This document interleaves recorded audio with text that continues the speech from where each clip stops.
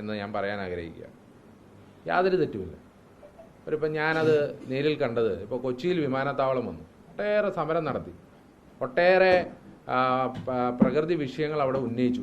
പക്ഷെ കൊച്ചിയിൽ ആ വിമാനത്താവളം വന്നതിന് ശേഷം നെടുമ്പാശ്ശേരി മുതൽ ആ പ്രദേശം വളർച്ച, അവിടെ ഉണ്ടായ സ്ഥലത്തിൻ്റെ വാല്യൂ കൂടിയത്, അവിടെ ഉണ്ടായ തൊഴിൽ സംരംഭങ്ങൾ, ഇത് നമ്മൾ നേരിൽ കണ്ടതാണ്.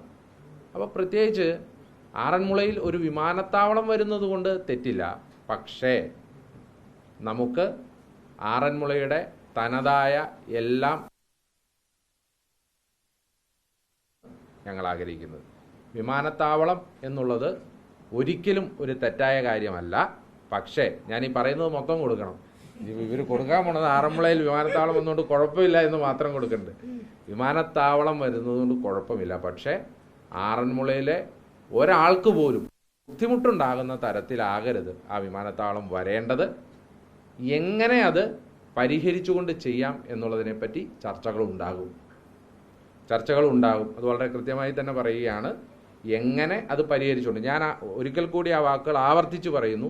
വിമാനത്താവളം ഉണ്ടാകുന്നത് കൊണ്ട് തെറ്റില്ല. പക്ഷേ ഒരു ആറന്മുളക്കാരനും ബുദ്ധിമുട്ടുണ്ടാകുന്ന തരത്തിലാകരുത് അത് വരേണ്ടത്. 3, അതെങ്ങനെ ഒരാൾക്ക് പോലും ബുദ്ധിമുട്ടുണ്ടാകാതെ കൊണ്ടുവരാമെന്നതിനെ പറ്റിയുള്ള ചർച്ചകൾ ഉണ്ടാകും.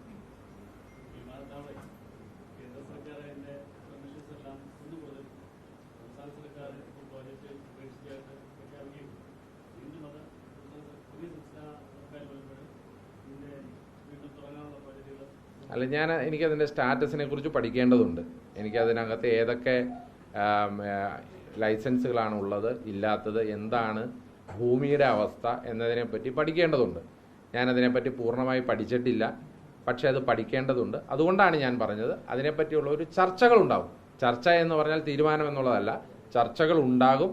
കാരണം ഒരു പ്രദേശത്ത്, ഒരു നിയോജകമണ്ഡലത്തിൽ, അത് ഈ കേരളത്തിൽ എവിടെയാണെങ്കിലും ഒരു വിമാനത്താവളം വരിക എന്ന് പറഞ്ഞാൽ ആ പ്രദേശത്തിൻ്റെ മാത്രമല്ല, ആ ഒരു 2-3 ജില്ലകളുടെ ആകെ വികസനത്തെ ബാധിക്കുന്ന ഒന്നാണ്. അപ്പോൾ ഒരു വിമാനത്താവളം വരിക എന്ന് പറഞ്ഞാൽ ഒരു പ്രദേശത്തിന് നന്മയാണ്, നല്ലതാണ്, വികസനങ്ങൾ സാക്ഷാത്കരിക്കലാണ്. പക്ഷേ ഈ പറയുന്ന പ്രശ്നങ്ങൾ അത് സജീവമായി ചർച്ച ചെയ്യപ്പെട്ടതാണ്. അത് എങ്ങനെയാണ് വരേണ്ടത് എന്നുള്ളതിനെ സംബന്ധിച്ച ചർച്ചകളുണ്ടാവും. എനിക്ക് അതിൻ്റെ ഇപ്പോഴത്തെ സ്റ്റാറ്റസിനെ കുറിച്ചുള്ള പൂർണ്ണമായ അറിവില്ല. അതിനെപ്പറ്റി പഠിക്കും. പ്ലാൻ ചെയ്തതുപോലെ തന്നെ വിമാനത്താവള പദ്ധതി ഉപയോഗിച്ചു. IT പാർക്കിന് പ്രൊജക്ട് കൊടുത്തു. സർക്കാരിന് താല്പര്യം ഉണ്ടായിരുന്നു. അവസാനം അത് കളക്ടറുടെ റിപ്പോർട്ടുമേൽ തള്ളി. തണ്ണീർത്തടമാണ് അതിന്റെ 90%. പിന്നെ അവിടെ ഒരു സാധ്യത ആറന്മുള മേഖലയിൽ അല്ല, ഞാൻ അതാണ് പറഞ്ഞത്. ഞാൻ അതിനെപ്പറ്റി പഠിക്കാമെന്നാണ് പറഞ്ഞത്. എനിക്കറിയില്ല അതിൻ്റെ സ്റ്റാറ്റസ് എന്താണെന്നുള്ളത്. അപ്പോൾ ഞാൻ പറഞ്ഞല്ലോ, അങ്ങനെ ഒരു പൂർണ്ണമായി ഉപേക്ഷിച്ച് ഒരു പദ്ധതി രണ്ടാമത് ഫ്രം ദ ആഷസ് തുടങ്ങാൻ സാധിക്കുമോ എന്നുള്ളതിനെപ്പറ്റി നമ്മൾ പരിശോധിക്കേണ്ടതുണ്ട്. ഞാൻ പറഞ്ഞത് അതിനെപ്പറ്റി പഠിക്കാം, അതിനെപ്പറ്റി ചർച്ച ചെയ്യാം. അതിനൊന്നും യാതൊരു കുഴപ്പമില്ല. തീരുമാനമെടുക്കുന്നത് എല്ലാവർക്കും, ഒരാറന്മുളക്കാരന് പോലും അതിനകത്ത് ബുദ്ധിമുട്ടുണ്ടാകാത്ത രീതിയിലായിരിക്കും തീരുമാനം ഉണ്ടാകാൻ പോകും.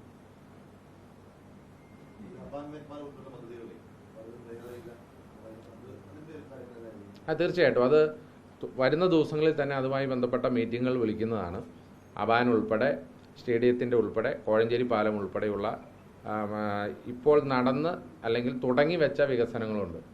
അപ്പോൾ അതിനെപ്പറ്റിയുള്ള അതിൻ്റെ സ്റ്റാറ്റസ് നിർവഹിക്കുന്നതിനുള്ള, മുന്നോട്ടുള്ള കാര്യങ്ങൾ നിർവഹിക്കുന്നതിനുള്ള മീറ്റിങ്ങുകൾ ഉടനടി വിളിക്കുന്നതാണ്. പല വർക്കുകളുടെയും പണി നിന്ന് കിടക്കുകയാണ്. അപ്പോൾ ഞാൻ പരിശോധിക്കപ്പെടുമ്പോൾ പല വർക്കുകളുടെയും ആകെ 1-2 ആളുകൾ, ലേബറുകൾ അവിടെ വന്ന് എന്തെങ്കിലുമൊക്കെ ചെയ്യുന്നതല്ലാതെ കാര്യമായ പണി ഇപ്പോൾ നടക്കുന്നില്ല. അപ്പോൾ അതിൻ്റെ സ്റ്റാറ്റസ് പരിശോധിച്ചുകൊണ്ട് ഉടനടി അതിൻ്റെ ബന്ധപ്പെട്ട ഡിപ്പാർട്ട്മെൻറ്റുകളുമായി ബന്ധപ്പെട്ട മീറ്റിങ്ങുകൾ വിളിക്കുകയും പണികൾ ഏറ്റവും ദ്രുതഗതിയിൽ അത് പൂർത്തീകരിക്കാനുള്ള നടപടികൾ ചെയ്യുന്നതാണ്.